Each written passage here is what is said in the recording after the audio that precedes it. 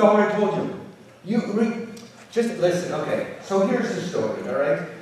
She had to warn you that you have a wonderful rabbi, okay? A wonderful cantor, but you have to be aware that we're in the crack between the worlds, okay? For those of you who were here this afternoon, I told you that on Shabbat, all souls are released from Gehenna. And so when Shabbos ends, there are all these souls that are looking around for innocent people to cleave to.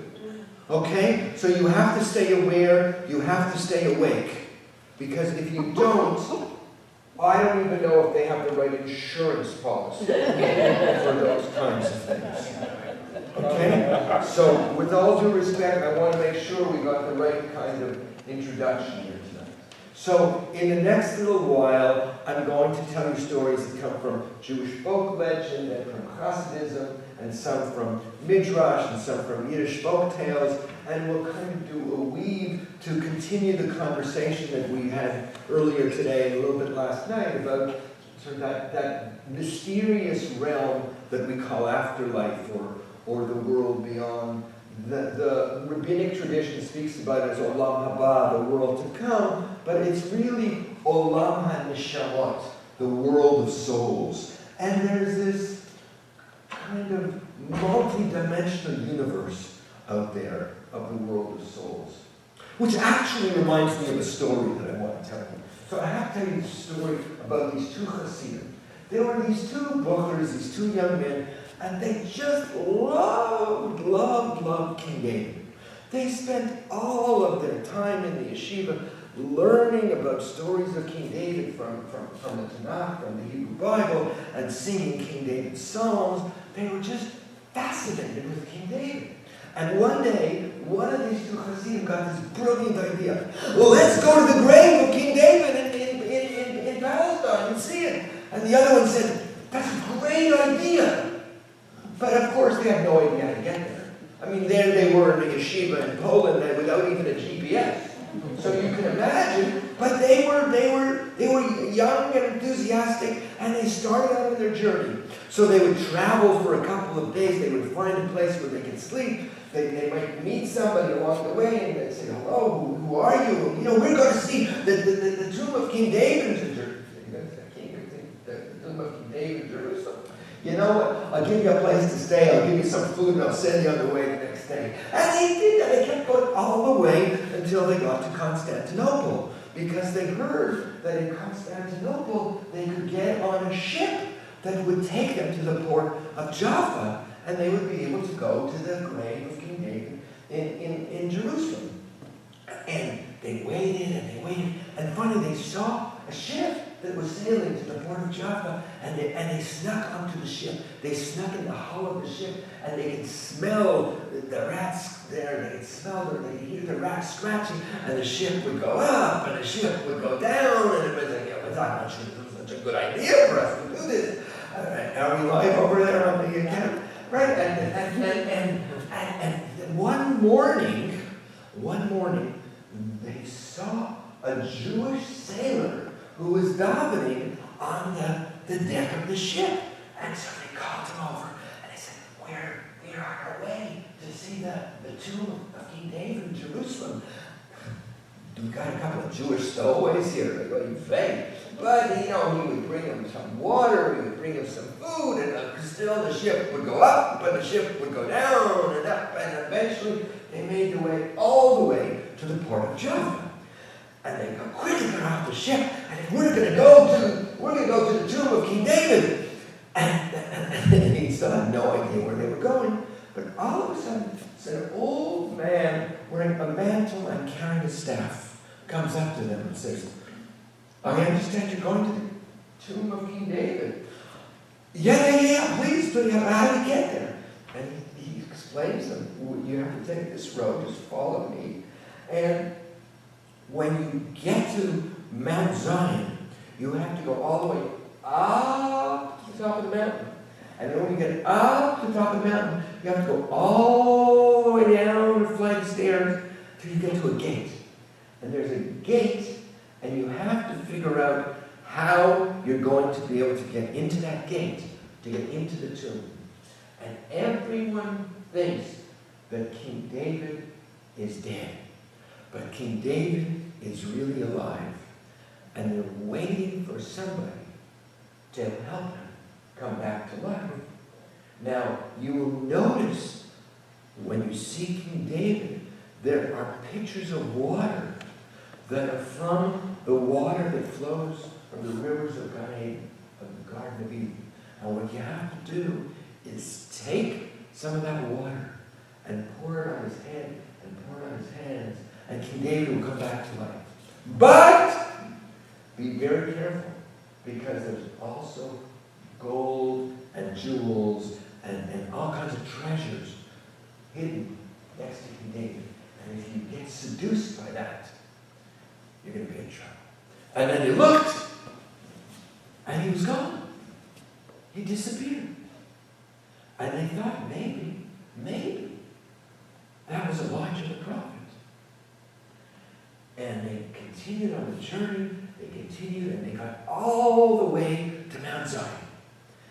And they went all the way up to the top of Mount Zion. And they went all the way down, and they got to the gate. And they pushed on the gate, and it was locked. And they pushed harder, and it was still locked. And they kicked it, and it wouldn't open. They didn't know what to do. And they kept trying every which way, the top, the bottom. And then one of them said, why don't we sing songs? Well, I tell you, they sang every song that driver ever knew, and the gate opened. The gate opened. And they could see this kind of luminescence, sort of like a greenish light. And off in the distance, they could see an old man, and he was sitting up with his hands. And they walked in slowly and slowly and slowly. And one of them realizes those pictures, those are the pictures of water. And one of the Hasidim reached for that picture of water, started, was about to pour, and the other one reached for the gold and the silver and the jewels, and the whole scene disappeared, and they were back in the yeshiva in Poland. And they realized that they had had an opportunity to bring the Mashiach. And they had spaced out for just a moment. But now, as we prepare to do Havdalah, and we welcome Eliyahu Hanavi, if we stay aware and we stay conscious, because we start the week, because Eliyahu is not coming on a Shabbat, that maybe just for a moment tonight, we can bring the Mashiach. You want to start with Eliyahu? Yeah, let's start with Eliyahu Hanavi, Eliyahu Hatishbi, Eliyahu, Eliyahu, Eliyahu Hagiladi, Bimhera Eliyahu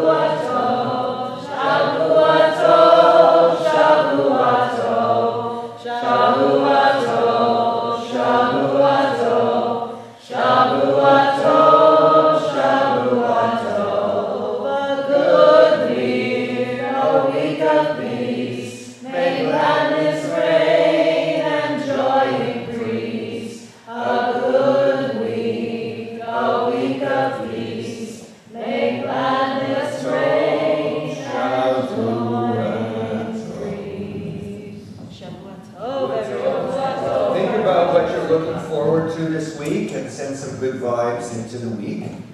And we'll continue our exploration of mysterious tales of the world beyond. So what did that story have to do with the world beyond? Right?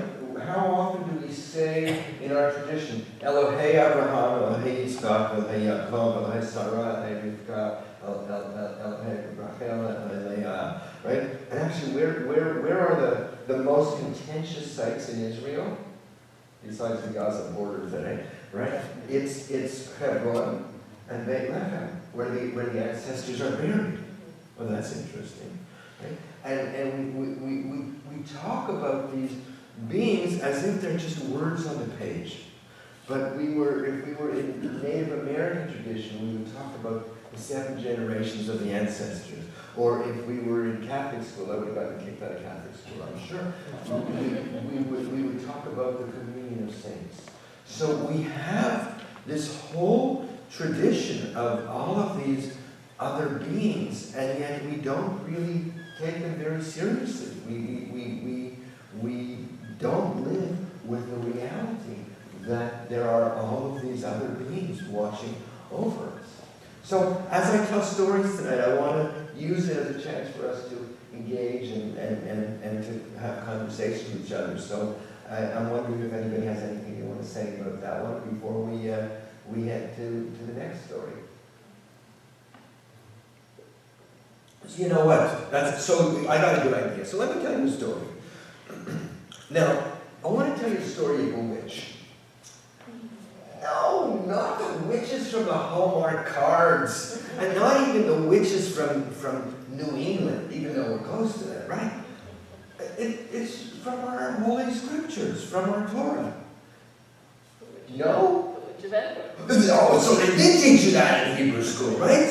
So, now, let me tell you that King Saul, was the first king of Israel. And actually the reason why he became king was because he was tall. They called him Tall Saul. He was from the tribe of Benjamin, and his mentor, Samuel, chose Saul to be the first king of Israel. And for those of you who want a little historical note, that's around 1000 before the Common Era. Now, when King Saul died, everybody among the Israelite nation was really, really very upset and bereft. But no one was more upset and bereft than King Saul, because Samuel had been his mentor, and suddenly King Saul felt so lost, so unrooted. Now it happened that King Saul was on the verge of a battle with the Philistines. And he had tried to communicate with God through the Urim. The Urim and Tumim were an oracular device that the high priest used, and he couldn't get it going. He tried to get a message from God through dreams. He couldn't. He tried to get a message through prophecy, and he wasn't able to. So he hatched up this idea that he and his men would go disguised to seek out a woman whom our tradition describes to us as the witch of Endor. Eshet Balat Og. A woman who is a mistress of spirits. 1-900 psychic, basically. But there was a problem. He had to go dressed up. Why? Because King Saul himself, as the representative of the people, had banned all of these soothsayer women. So he goes to the witch of Endor and says, "Could you call up for me a spirit from the underworld of Sheol?" And she says, "Well, wait a minute, not so fast. You remember what that nasty King Saul has done. He has banned me and all of my women friends from doing this work." And King Saul says, "It's okay. You'll be safe. Don't worry. Just look, I'm not a dummy, you know. I'm really at risk." And he says, "I will, you'll be okay." Who should I call up? "Could you please call up the spirit of Samuel?" And she kind of closes her eyes and tunes and tunes. Ah! And she shrieks! You lied to me! You're the king! Because the spirits, when they come up from the underworld, they're upside down, but they stand upright only in the presence of the king. You're King Saul. No, please, don't hurt me. It's okay. You will be safe. You will be okay. Who is it that you see? What do you see? I see an old man rising with a mantle, with an old cloak. And he knew that was Samuel. And what's he saying? Who disturbs my rest? Sends the prophet Samuel. And King Saul says through the witch of Endor, please, my master, I've tried to understand the will of the Lord through the Urim, Tumim, and through prophecy and through dreams, and none has been available. So I know that there is wisdom in the underworld of Sheol, and so I have come to you. He says, you did not listen to what God had asked you to do. You were supposed to have destroyed Amalek, and because of that, you will not survive. And he said, well, what am I supposed to do? And Samuel says, if you are to fulfill your own destiny, tomorrow you and your sons will join me in the world of souls. And he was terribly upset. Is there anything I can do? Not if you are to follow your own destiny. And then Samuel disappeared, and the witch of Endor tried as she may. She was not able to comfort Saul, who was just so bereft and so upset. And as the story is told, the next day, as Saul was fighting the Philistines at Shunem, he and his sons were mortally wounded, and they joined with prophet Samuel in the world of souls, where they remain as guides watching over us to this day.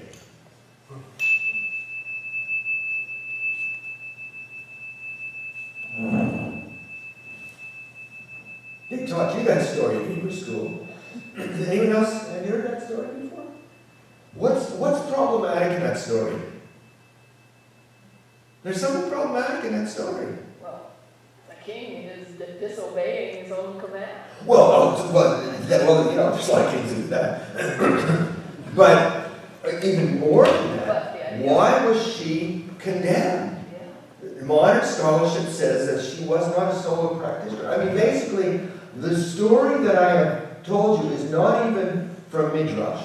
Midrash gives her the name Zephaniah, which means hidden one. But that is basically right out of the biblical text. So, what we want to ask is, wait, if we're trying to understand what Judaism has to say about life after death, and you tell me that is one of the texts that teaches something about life after death, right? Because clearly they're bringing up Samuel from the underworld. How come she's not kosher? Anyone want to comment?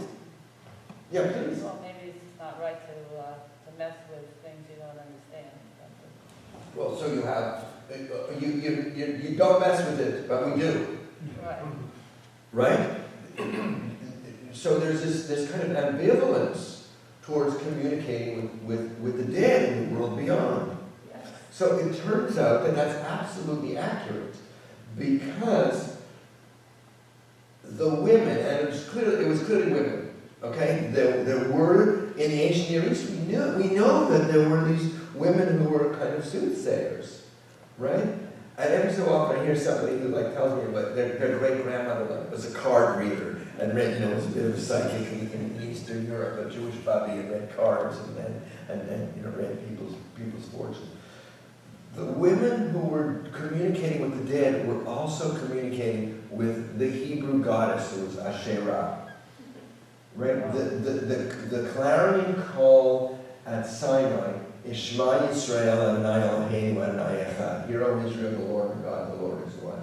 But that didn't come into manifestation for quite a long time. Just like the clarion call of the Declaration of Independence, we hold these truths to be self-evident that all men are created equal. So first it's white men, and then women get the vote, and African Americans get the vote. We're still working on all human beings created equal. Well, the same thing with Shema Yisrael and Na'ilahenu. It took centuries for there to only be one God. There were lots of gods in competition, and modern scholarship that says 240 of the 360 years the Jerusalem temple was standing, Hebrew goddess worship was actually part of the official cult. And they didn't teach us that stuff either. And so if you wanted to be a servant of the one God, you couldn't hang out with the dead like those women who hung out with Hashem did. So is there anybody who's a Kohen, who's from the lineage of Kohanim? What are some of the things that the Kohen can't do? You can't be in presence of a dead body. So where does it come from? It goes all the way back to that period of time. So what we have inherited is this kind of mixed legacy. And often people say, well, the dead shall not praise you. But that was later. Sort of originally there was Sheol was simply the underworld of the dead. It wasn't even a world of punishment. I mean, Samuel comes back from Sheol. Jacob says, when we take Benjamin, if you don't bring him back, I'm going to go down to Sheol. So the early phase is simply the underworld. Later it becomes the underworld of punishment. And then God, as monotheism spread, the dead shall not praise you. But that's not in the early period. The Torah has 600 years or more of textual traditions. You look like you were asking a question or a comment. Oh, just that I love teaching about dybbukim girlfriend, so thank you. That was really great. I love that term. I'm going to use that one. Comments, anyone? Let me tell you a story. Let me tell you a story. Oh, this is a fun story. Reb Mordechai of Chernobyl was one of the great Hasidic masters. And there were a lot of rumors about him. It was said that he had the ability to communicate with spirits in the world beyond. And there were all these rumors about what would happen at nighttime in his study. Because people who were around could hear all kinds of chattering, just like I hear coming from over there. That there were always all these kind of noises, and they didn't know what it was. Now, one day, Reb Mordechai was coming to visit the parents of a young boy named Jacob. Excuse me, how old are you? 14. You know what? That's really interesting, because Jacob was 14. He was 14, and he was a bit of a troublemaker like you, I think. You're a bit of a troublemaker? Just a little bit sometimes? No? Only good? Okay, so this is not quite your story. But maybe he was 13. So, but they were coming to the home. He was very curious and very inquisitive. They were coming to the home of Jacob's parents, and Jacob hatched this idea that he would hide in the closet in the room where Reb Mordechai was staying, in the wardrobe where Reb Mordechai was staying, to see what went on in his room at night. And the parents were talking, and Jacob was so bored and waiting and falling asleep. And then finally, Reb Mordechai comes back into the room, he closes the door, he sits at his desk, he lights up a pipe and starts to blow smoke rings. Remember when people used to do that, right? And as he would do that, he would write on little pieces of paper, and they would hear Jacob would have this little chirping sound, and the paper would disappear. And what it seemed like he was writing a pinkas, a pass note for spirits to enter into Gan Eden. And he would do that, and he would write something and blow a smoke ring, it would disappear. And then Jacob hears this crying, and this woman, she is crying, I can't seem to be able to leave this world, I'm stuck, I can't leave this world, what am I supposed to do? And I never even knew how to ask for anything for myself. So, Reb Mordechai of Chernobyl says, there's a man way off in the distance who is stuck, and he can't go on. He needs somebody to ask him to do a favor. Because he was so greedy, he never did anything for anybody. And you never even knew how to ask. So you need to find him and ask him to do a favor for you, and then it'll free both of you. But Rebbe, how am I to find this man? There's only one person who can help you to find him.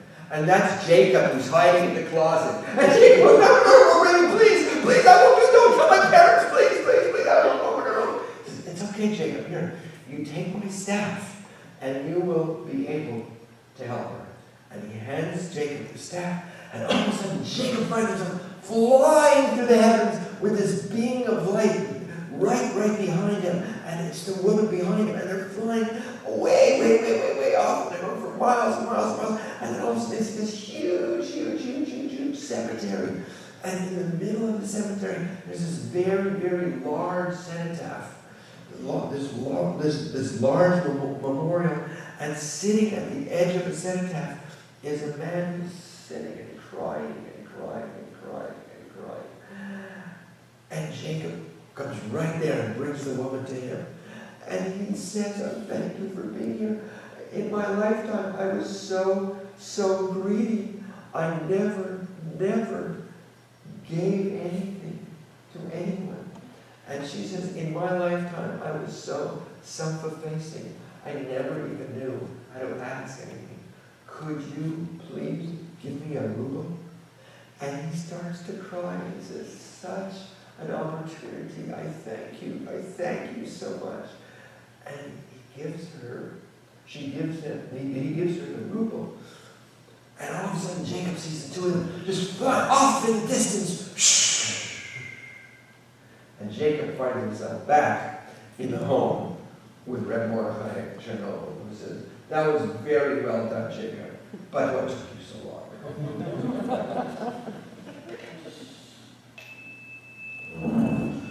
So that's a whole genre of kind of folk level tales. But it says that the world is permeated with these souls and spirits that don't move on. Remember, for those of you who were here earlier, I was talking about the pangs of the grave, and a 3 to 7 day period when souls are confused to whether they're alive or dead. Well, it may be that some spirits don't get out of here so easily. It may be, certainly the folk level stuff would indicate that some spirits would stick around. And it turns out in the Middle Ages, they were doing all kinds of, and even earlier, they were doing all kinds of weird rituals at the grave to communicate with spirits. I mentioned earlier that Isaac Luria would teach people to commune with, I'm trying to, there was a word that they were using, yichudim, like unifications with the spirit of somebody who had died. And they would go and they would spend the night in the grave, and they would do rattles, and they didn't teach any of that in practical rabbinics classes, did they? It was 30. It was 13. When I taught at the Reconstruction Rabbinical College, I gave them a prayer for dispelling spirits. Listen, I've had people call and ask them to do exorcisms. Yeah, please. Well, what I was whispering about is that, of course, Chernobyl, which, if there's a haunted place on Earth right now, it must be that. But one of the reasons that the nuclear power plant was built there is that the whole population had perished in the Holocaust, and it had been such a center of Hasidism and a huge Jewish dynasty of Chernobyl. It was actually the 7th night of Pesach, I think, when the Chernobyl nuclear reactor blew up. And I was visiting my teacher, Reb Zalman, and he pulled out a text from the Chernobyl Rebbe. Wow. And we were studying the Chernobyl Rebbe while we were getting reports from the Soviet Union. Yeah, definitely. Well, like that whole area was filled with all of these wonder-working Rebbes. Yes. I mean, like today, we think of Hasidism like these guys wearing the Jewish Amish selling diamonds in Brooklyn. But in its time, they really were all these balei shem, all these kind of wonder-working rebbes that had some amazing sense. You know, most of you, not all of you, you won't remember this, but you know, once there were only like 11 channels on the television. You'd have to go. There was one little dial, and it said channel 2, 3, 4, 5, 6, 7, all the way up to 13, and you could change the dial, right? Most of us will remember that. And then you got UHF, so you could sort of punch around with the dial, and maybe you get channel 33 or 55 or 33. I think came from Poland Spring, Maine, or something like that, right? What? WNT. And then there was cable, and now there's thousands of channels being broadcast simultaneously all around the planet. Well, most of us are perceiving reality at channel 2 to 13, or maybe channel 14 to 45. But there are other people who perceive other levels of channels. So so the Witch of Endor and these Hasidic masters were definitely in touch with these other realms. And there were all these practices to communicate with the world of spirit, but the rabbis were a little bit weary of some of them, because some of them were sort of picked up from the surrounding population. Remember, before Europe was a Christian nation, it was really pagan and Celtic, and the Celts understood the invisible world very well. So if they did their practices in the name of Yud-Heh-Vav-Heh, in the name of the one God, it was kosher. I'm not sure how they felt about doing stuff in the name of God's girlfriend. All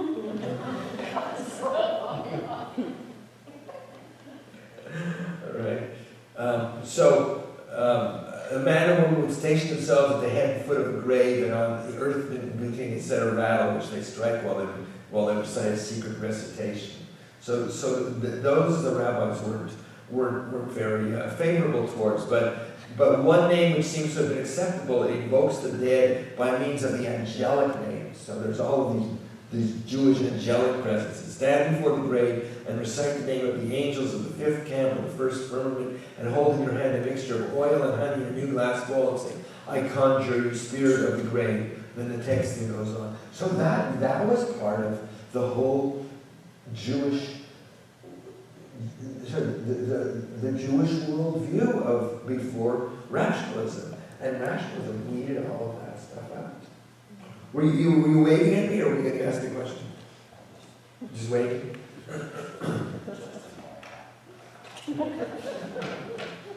So as we talk about Hasidism, so let me tell you the story of the death of the Baal Shem Tov. So it was Shavuot, and all of the Hasidim were gathered around to meet with Baal Shem Tov, and it was known that he was very close to the end of his life journey. And he was teaching Torah about the giving of the commandments at Sinai with the same kind of intensity and passion that he had always had in his life. And then he stopped teaching, and he asked for his siddur and his prayer shawl, and he spent some of his time communicating with God. And again, they felt like when the Baal Shem Tov was praying, there was somebody on the other side listening. And then he stopped and he asked that the Chevra Kadisha, the burial society, come forth. And he explained to them a little bit about how he wanted his body to be handled when his time came. And then he said, there are 2 clocks in this house. And when both of these clocks have stopped, my time to be among you will have come to an end. And he was describing the experience of his body, of his consciousness leaving his body, slowly, first through the extremities. And he was literally describing that as it was happening. And then he stopped and he said, now I can no longer speak. And they looked, and one of the clocks had stopped. And he was lying there In breath. Out breath. In breath. Out breath. And he looked. And the other clock had stopped. And the time for the Baal Shem Tov to be among us had come to an end. And those who were present said they could see the soul ascend to heaven in a flame of blue. And I include that in this conversation because he wasn't sitting around saying, "Well, Moshe, what do you think? Do you believe in afterlife?" You know, he lived, and many of those Hasidic rabbis lived with the sense that this world was only a preparation for the world to come. And that we live in this, it was, I guess, how would I describe it? In this world where we're penetrated, if you will, where the world beyond and this world meet, and where spirit encounters the infinite within each of us. Like this afternoon, where I did a chart of different levels of the soul, there's a part of our soul, part of our being, that perceives that we are all interwoven into the fabric of the universe. At this level, in this moment, we are all each individual, but at some other level, we are all interwoven into the fabric of life. And those beings on the other side, like the windows in this sanctuary, are open wide. And you can see out into the other realms. And that, like as the light goes down, we really get the vibe of the teaching of this architecture. That we're here in prayer, but our windows are open to the infinite. And that's a statement about the nature of the human soul. And that's a statement about what the teachings of Kabbalah and Hasidism teach, particularly with regard to life, death, and the world beyond. Yeah, so we just had a mystical moment through the architecture of this place. Anyone want to comment? Yeah, come on, I need some comments from you. It'll make my talk a lot more interesting, and I'm getting a little bit of a hoarse throat. Comments, questions? You still with me, or are you in the world beyond already? Well, many people might know the song "My Grandfather's Clock." No, I don't know it. On the shelf, so it stood 90 years on the floor. It was taller by half than the old man himself, though it weighed not a pennyweight more.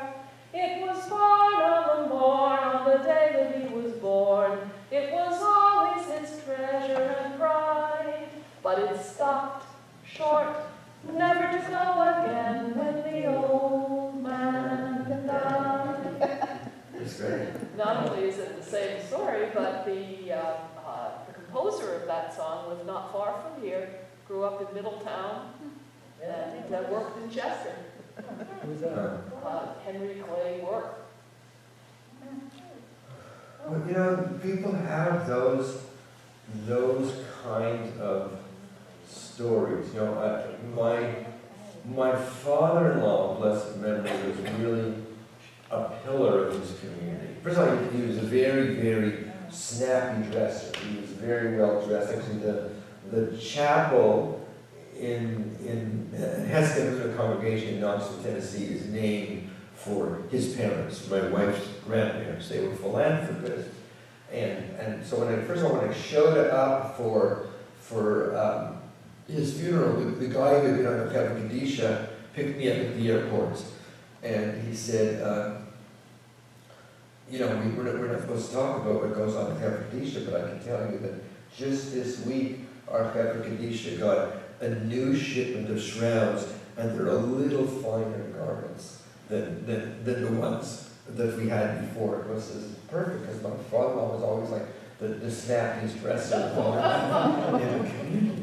But the night that he died, a huge, huge tree fell down on the property of the family. And so when I delivered the eulogy, I said, you know, and last night on family property, a large tree has fallen. So people have these kind of stories where somehow the physical world and the invisible worlds mirror each other, and we see that, and then we go around saying, well, we just don't believe in life after death. I think I have another story for you. Anyone else? I could add that my grandmother, whose name was Frida, passed away, and the day that we buried her, we had a huge snowstorm. We had to drive up to Massachusetts in the snowstorm, and there was a blizzard up there. We got up there, and they announced on television that the name of the storm was Storm Frida. You know, I collected all of these stories. So, actually, I just did. Somebody asked me what I did this afternoon. One of my best man from Megan called me this afternoon. We had a long conversation. So, I was in Florida visiting my in-laws, and he was in Florida visiting his in-laws. And my kids were much younger then, so I said, look, I'm going to get furloughed from kid duty at about 10 o'clock at night. Meet me at the Denny's on Hypoluxo Boulevard, right? Some of you know where exactly that is. So, you know, he remembers me when I was Steve. Before I was Simcha, I was Steve. Hey, Steve, how's your father doing? And I said, look, you know, my father's like a walking time bomb. You know, like he's fat. And I said, Daddy, get your exercise reaching for the cake. But, you know, he's enjoying his life, and he could go any day now, but he's having a good retirement. He was 86 at the time. I'd go home, I'd go to sleep, and the next morning at 7 or 7:30, I get a phone call from my brother telling me my father had a massive heart attack and had died at around 11 o'clock that night. It was almost the exact same time that I was speaking with my friend. But the PS on that story is that I actually got to the area where I was supposed to meet my friend 15 minutes earlier, so I ducked into Barnes & Noble. There was a Barnes & Noble right around there, and I bought a book. And you know, when you buy something at Barnes & Noble these days, it has the name of the book on the receipt. The name of the book was called Fatherless Sons. So it was, in a way, it affirmed what I had said earlier. Everyone has their expiry dates tattooed on their body, and everyone has their exact hour of death. There was a certain sense of the meaningfulness in that last moment, or this Frida storm, or the clock stops, or and so what I want to say is we have a whole tradition that suggests to us that there's some interactive, meaningful connection between life and death. And with all due respect to the doctors and nurses in the house, sometimes our medical culture tries to override that and doesn't fully get it. You want to comment on that? I don't think that's true anymore. I think you're right. I mean, we talked a little bit this afternoon. Well, listen. There's changes, but there's still a long way to go in some places. Yeah, I guess in this area I just don't see that. I see, when there's a stillborn, the nurses always make sure the parents have plenty of time with their baby. I see, even my own situation, bringing when my mom passed, all her grandkids and children with her in a hospital. Right. I don't really, I know when I was a kid it was like that. I wasn't, but... I think it's worse in larger cities. I think it's worse in larger cities.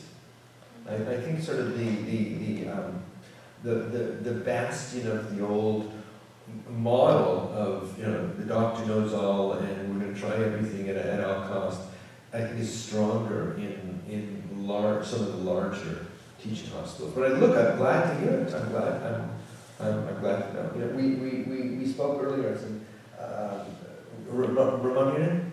Brad. Brad works in pediatrics. So I said there's a text I found about how children who die in their mother's womb are taught the entire Torah by an angel.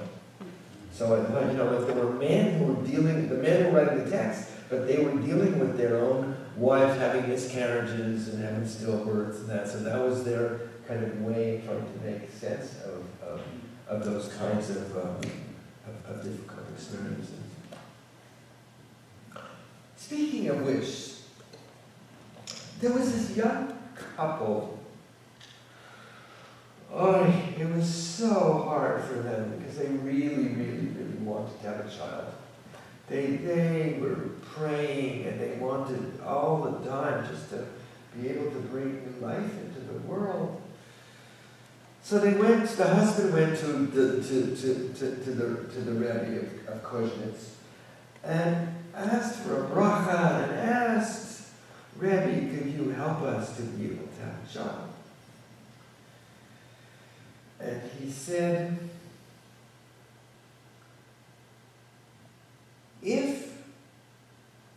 would you be willing to live poor the rest of your life if you could have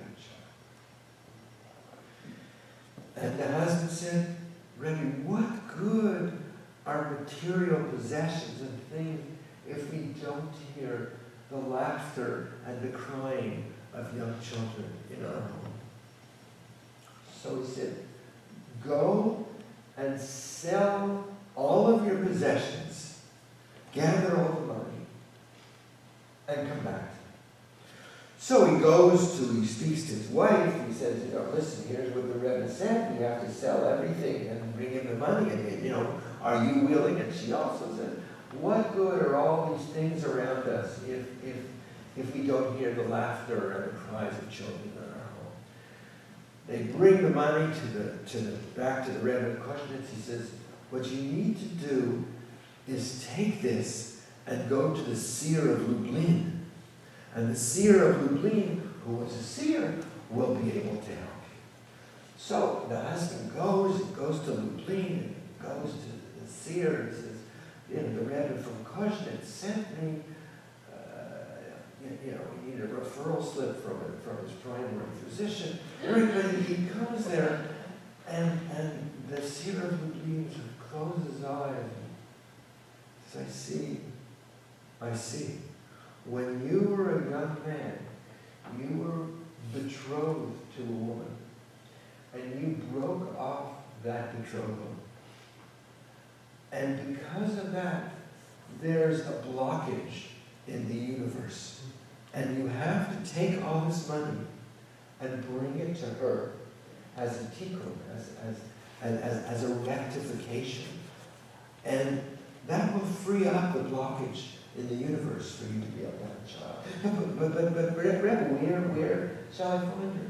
There's a fair that's taking place in a week or so in a town nearby. So it'll be there for 2 weeks, that fair. You go, you'll find her there. So he goes to the town, he goes to the fair, and every day he's walking around, he's looking, is this her, is this her, is this her, is this her, is this her? 2 days, 5 days, a week and a half. It's the last day of the fair, and he's in total despair because he has all this passion to be able to redeem this blockage in the universe, and it's pouring rain, and a number of people are getting under an awning, and he bumps into this woman wearing a beautiful blue dress, and it's her. And she's, I see her still running away from me. No, listen, it's you. I'm so sorry. Please, I didn't mean to hurt you. Please take this money. I need your money. I don't need your money. No, please take it. I'll tell you what. If you want to make a tikkun, a rectification, my brother is marrying off his daughter, and they could use the money for a dowry. So, could you please bring it to her, to him? And they look at it, and he looks, and she's gone. She disappeared. So the fair ends, and he knows where the brother lives. So he goes, and as he's walking, I guess it takes a couple of days to get there, but as he's walking up to the house, he hears yelling and screaming and crying. We're going to be thrown out of our house, and they're going to break off the engagement. And And he knocks on the door. You know, excuse me, I have this money. Who are you? What are you doing? I recognize you. You're a troublemaker. You caused trouble in our family. Get out of here. What is this? I have this money for you. What do you have this money for me? Who gave this to you? Your sister sent me. Grabs her by the neck and yanks her out into the backyard, 50 feet behind the house, and there's a cemetery. My sister died of a broken heart when you broke off that engagement. And they noticed that right in front of the grave was this radiant blue dress. And they say that the child that was born to that couple himself became a great rebbe one day.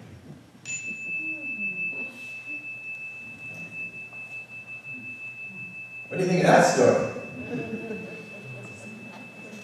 It's good? That's close. So how do you explain that? See, it brings in this whole thing of discarnate souls that have incomplete karma.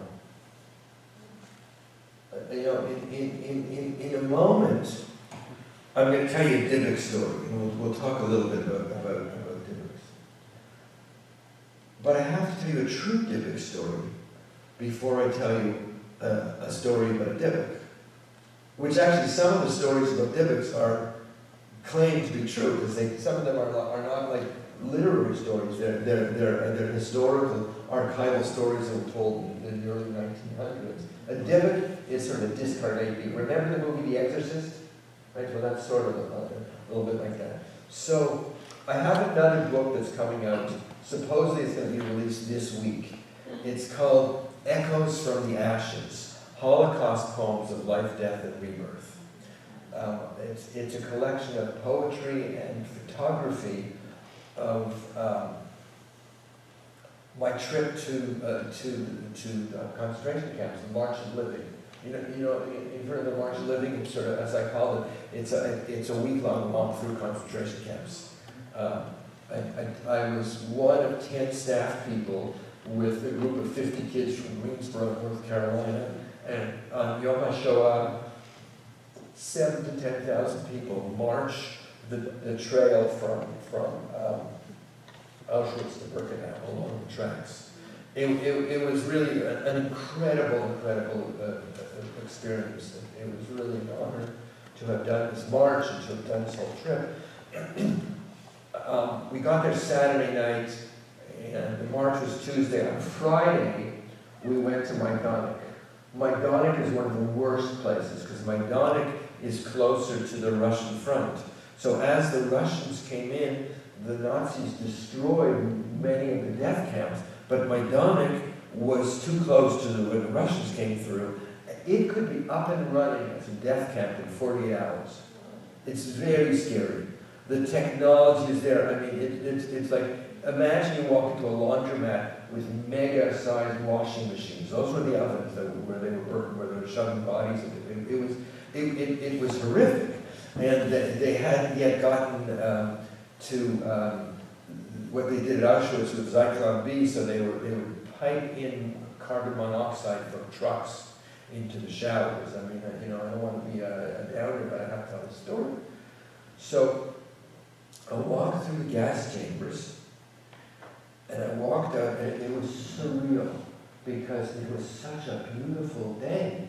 The Polish countryside in April was just verdant. It was 60 degrees and breezy, and the sun was in the sky. The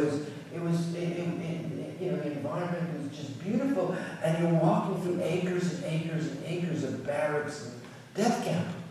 It was horrible. And I walked out. I just couldn't stop coughing. I was coughing and coughing and coughing. And sometimes like you can choke on your own saliva. But it wasn't like I had an allergy. It wasn't like I had eaten anything or drank anything. I just couldn't stop coughing.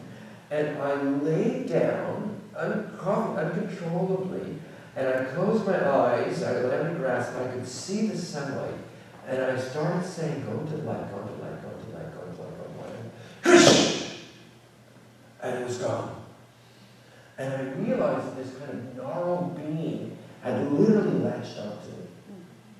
And my teacher, Reb Zalman, talks about how we need to be going to Auschwitz, and there are people going to do sort of restoration work, and places like Auschwitz and Gettysburg, and the killing fields of Cambodia, and that there are places where there are beings that actually stick around. I mean, some of these Rebbe's were conscious beings, and they knew how to ascend and leave. And you hear some of the stories of Rebbe's going to the death, singing Shema Yisrael or Am Yisrael, whatever it is. And some some got stuck. Some got stuck. So that, to me, so one of the poems in that book is called the dybbukim of Maidanek. So from the 1600s onward, Luria talked a lot about Gilgul. Isaac Luria talked a lot about Gilgul and reincarnation. I didn't say much about it this weekend, but the doctrine of reincarnation starts to come into being around 1300s, somewhere in there. First, it's sort of kind of hush hush, and then later it's more overt. There's a teaching in the Torah that says, Dor halech v'dor ba v'ha'olam l'olam omen. A generation goes and a generation comes, but the world goes on and on. And so the rabbis, in good rabbinic fashion, they ask, why does it say a generation goes and a generation comes, rather than generation comes and generation goes? They say because the generation coming is the reincarnation of the generation that has just left. So that's how they read Gilgul and read reincarnation back into the Torah. There is no formal teaching on reincarnation back in there. And then, so what's the main reason for reincarnation in Judaism? What's the main thrust of Jewish life?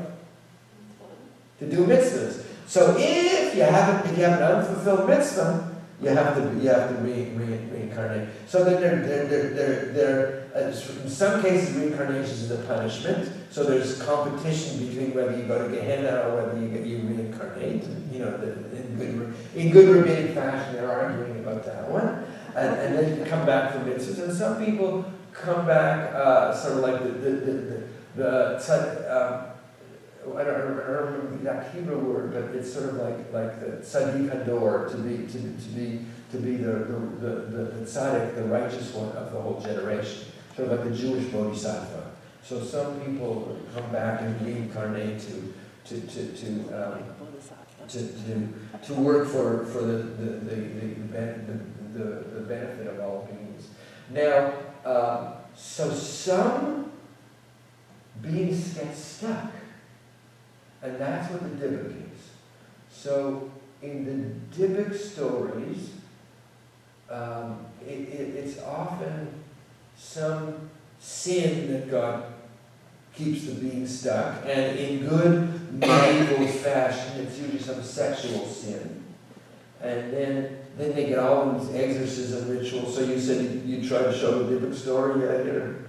At my previous congregation, there's a wonderful movie made in Poland. It's in black and white from the 30s. And 3 times on 3 separate occasions, I tried to show the film as an adult ed event, and for different reasons each time, it didn't work. So after the 3rd time, I gave up. So that movie is based upon the play, the dybbuk, that was done by Ansky. And Ansky was an ethnologist who went around interviewing. He had a job. There was some Ukrainian, Russian ethnography project. He went around interviewing people in the small Jewish shtetls and he got stories, and a lot of stories were about dybbukim, about dybbuk possession. So anyways, just a PS, and I'm going to continue with that piece of the story, but a sidebar is that only like in the past 20 or 30 years have we gotten access to Ansky's ethnographic notes. So there's still more of that stuff to come out. So he wrote a play called The Dybbuk, and it didn't get produced for a while because then around the time he wrote, the Russian Revolution took place, and eventually got produced, and then it was done in this Polish movie, and then it ends up on Broadway. Tony Kushner produces it on Broadway, and if you look online, there's some Israeli composer who has a multimedia operetta of the Dybbuk with sound and light and music and theater. I mean, it's absolutely fantastic. So that is Jewish reincarnation teachings put into art form. So this congregation had a chazan who was, he was a good cantor. He had a sweet voice. But he got old. His voice got a little scratchy, like mine is getting here tonight. I think I got 2 stories left. And he got tired, and there was a conflict in the congregation.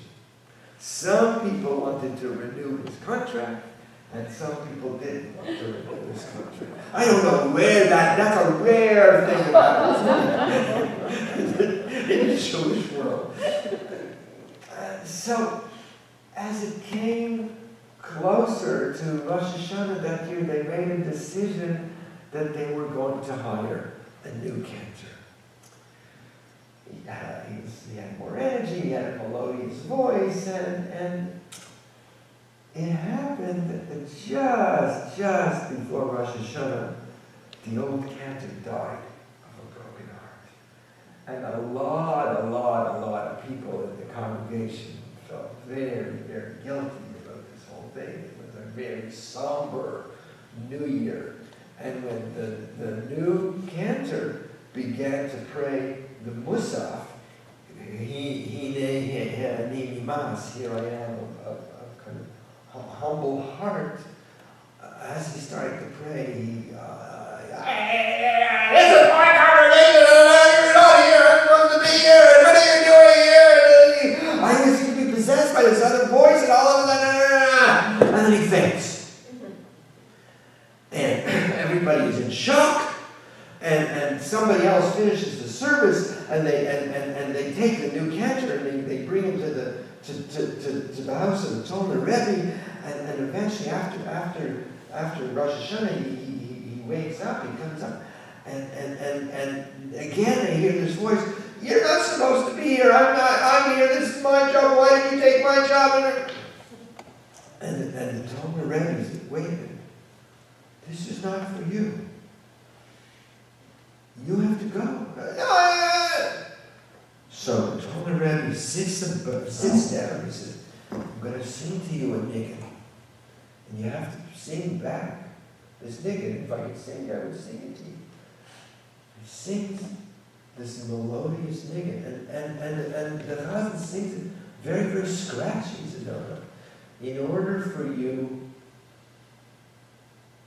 to be able to go, you have to learn to sing this beautifully, but we gotta let him now. Let him sing it. And the new Chazan sings it very, very beautifully. And the old Chazan begins to leave. And they say now that every year on Rosh Hashanah, they sing that whole niggin, and the old cantor was able to ascend as they were singing it. So the Chaim. And there are these kinds of stories around of beings that possess other beings, and just part of our whole consciousness and our whole legacy. I have a question. Yeah, please. You had said you had been asked to do exorcisms, and I just wondered if you had ever been involved in that or anything like that. every rabbi and cantor, I'm saying this to the rabbi and cantor, needs a good psychic to refer to. So I called my friend Margaret, and I asked her, what do we do? And she said, the story was, this woman claimed to be possessed by her dead husband. And Margaret said, this has been going on for lifetimes. Keep away. Though, so it showed up on, I don't know if it was a Rabbis Without Borders, or I think it was on the Rabbis Without Border list that somebody else was asking about who does exorcisms. It's, these things. What? It comes up every now and then. See, I think we need, I got ordained by Reb Zalman as a rabbinic pastor because he said some people need to have a different kind of focus, just like we have different specializations in different careers. So, I do more pastoral work than liturgical work. And so, we need like death doulas.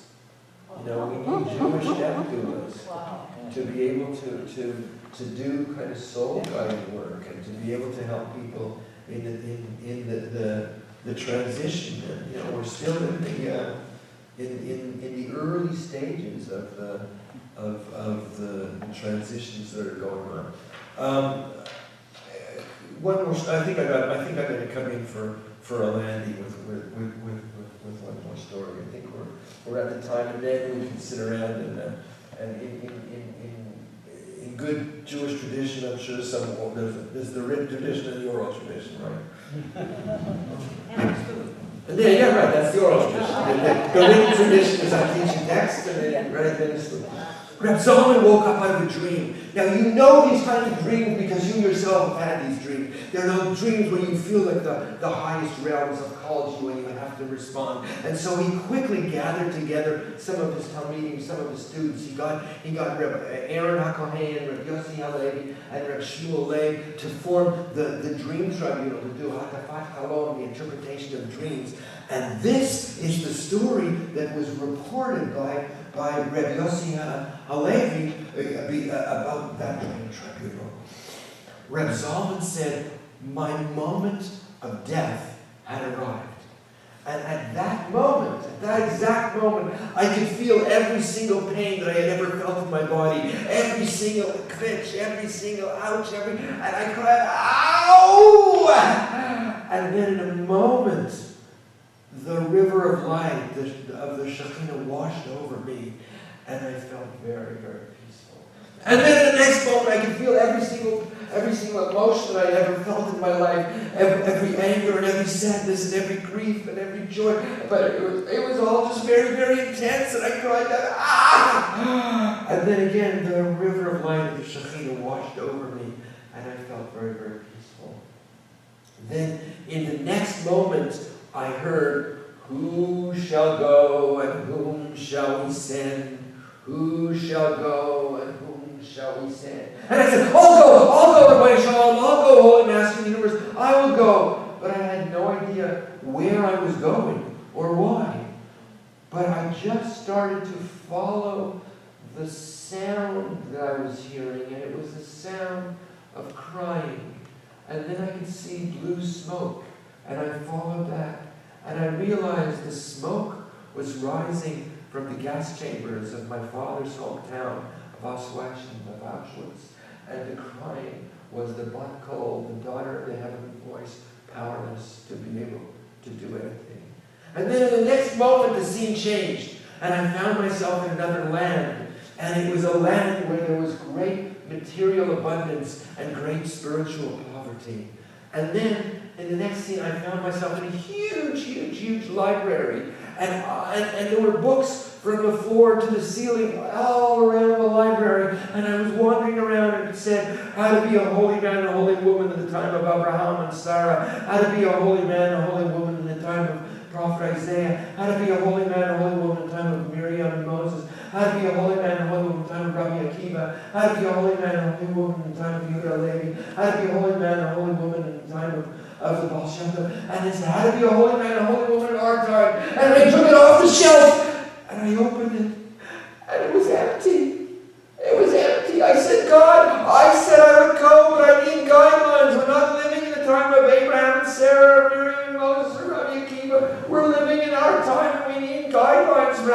holy man and holy woman in our time.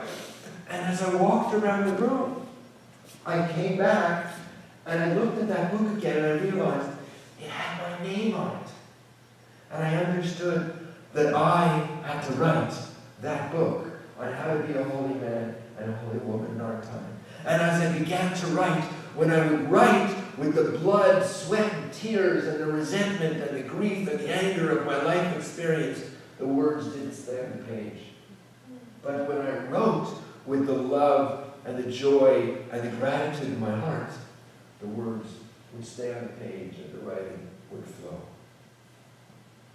And then the dream ended.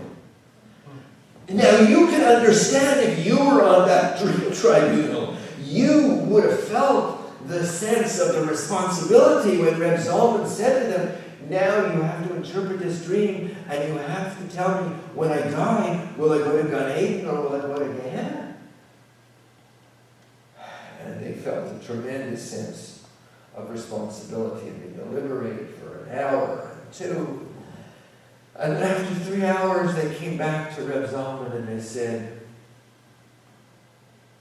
whether you live or die, and whether you go to Gan Eden or Gehenna, that we can't tell you because Rabbi Yochanan ben Zakkai, the great rabbi, even at his moment of death, he didn't know whether he was going to go to Gehenna or to Gan Eden.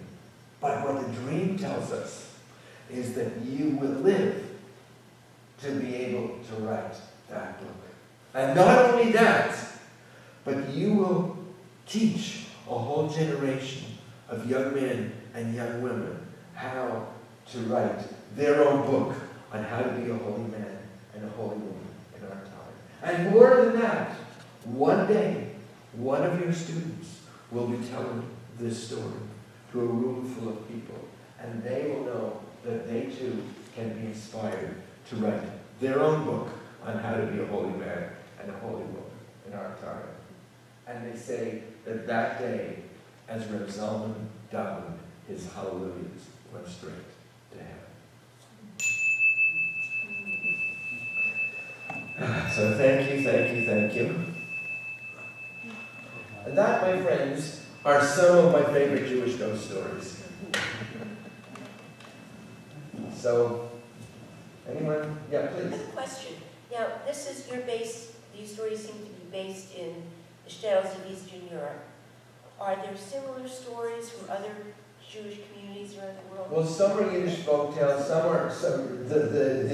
the story of King Saul and the Witch of Endor is sort of Tanakh and rabbinic midrash. Some of the Hasidic stories.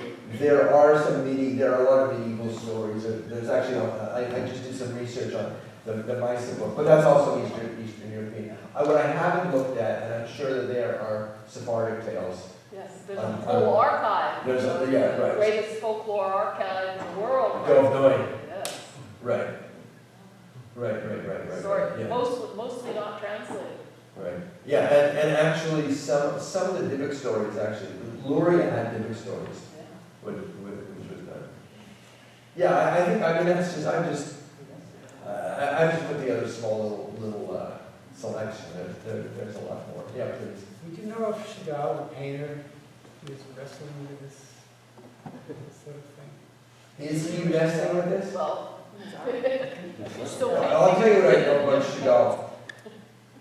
While he was alive, Shalom Aleichem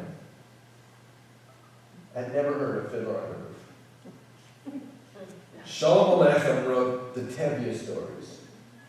After he died, the Tevye stories were put into a play and then a movie called Fiddler on the Roof, using the images of the Fiddler on the Roof from Chagall. So, in a way, Shalom Aleichem did more for Fiddler on the Roof than Fiddler on the Roof did for Shalom Aleichem or Shalom Aleichem. Fiddler on the Roof did more for Shalom Aleichem than Shalom Aleichem did for Fiddler on the Roof. But I'm not sure I answered your question. You'd have to go see a good psychic to see how good Chagall is in all ways. But he always had the flying spirits. Yes. Oh, yeah, there's no doubt that he was Right. thinking of Riesler. Yeah, Isaac Bashevis Singer has stuff like that. Yehuda Leib I remember in summer camp, we did the play Bunch of Schweig. Bunch of Schweig is a famous Yiddish story where he's like this very humble guy, and he dies, and he's brought before the heavenly tribunal, and they testify about how he was, Schweig means silent, how he was silent his whole life, he never stood up for himself, and he asks for, you can get whatever reward you ask for, so he asks for a hot roll with butter. So it's really a social commentary on sort of like Willie Loman and the anonymous poor person. So you get that kind of stuff coming out in Jewish folktales in Yiddish literature. So that's a good segue to talk about my book. So in the third edition, I have a chapter on spirits, ghosts, and dybbuks in Yiddish literature. So I do the Maisa book, which is a Yiddish collection of Yiddish tales. I do Shalom Aleichem, Yudaleg Parrots, and Isaac Bashevis Singer, and Epstein, and so that was fun to do. That was kind of fun. So there's one text in there where they're sitting around. All the sinners are in Gehenna, and it describes Gehenna as it does in some of the medieval midrashic texts about, like the punishments of Gehenna. But then on Shabbos, everything stops, and they decide that this Shabbos they're going to have a meeting. And the meeting is to talk about how they can improve the conditions for sinners in Gehenna. So one guy says, what we really need to do is we need to go and we need to present all of our complaints. And some say, they're not going to take our complaints seriously. Come on. What we really need to do is write a newspaper. And some a newspaper. You're not going to write a newspaper. What we probably should do is produce some plays. Nobody's going to take your plays seriously. We really need a revolution. We need a revolution. And then there was one other thing they need, and then Shabbos ends, and they go back to sort of all of their torment. So it's taking kind of Buddhist philosophy and socialist philosophy and marrying it to traditional Jewish teachings about afterlife. And so that was fun to write some of that stuff. So anyway, so I got 4 books here for sale, so you can buy your Hanukkah presents early. Yeah. I don't know that I have a question, it's more like a comment. I hear all of these stories and they're fascinating, they intrigue me, but they don't really make me wonder about spirits or the infinite or God or afterlife, because I don't know. I leave that stuff alone, because for me there's no way to prove or disprove it. We just don't know, so whatever. What it makes me think about is like what's going on psychologically in the heads of the people who conjure up these types of stories. Well, you missed the talk this afternoon, so I'll give it to you in a short version. There's what we think about death and afterlife, but then there's what there is in Jewish tradition. So it turns out there is a lot more in Jewish tradition. I think ultimately, as I said earlier, everybody has to do their own meaning making around it, but at least to know that we don't have to borrow from the Buddhists or from the Theosophists or the yogis or whatever to understand it, but we in fact have a Jewish tradition about life after death. But ultimately, everybody has to do their own wrestling with that. Okay, I think that's an okay place for us to come in for a land. So I want to thank you for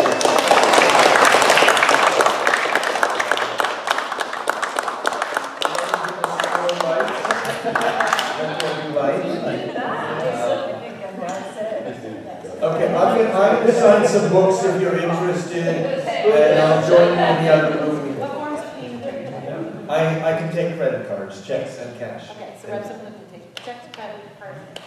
Thank you. Okay, thank you. We have a notch next door. And thank you to Adult Ed and Ellen Nodelman one more time.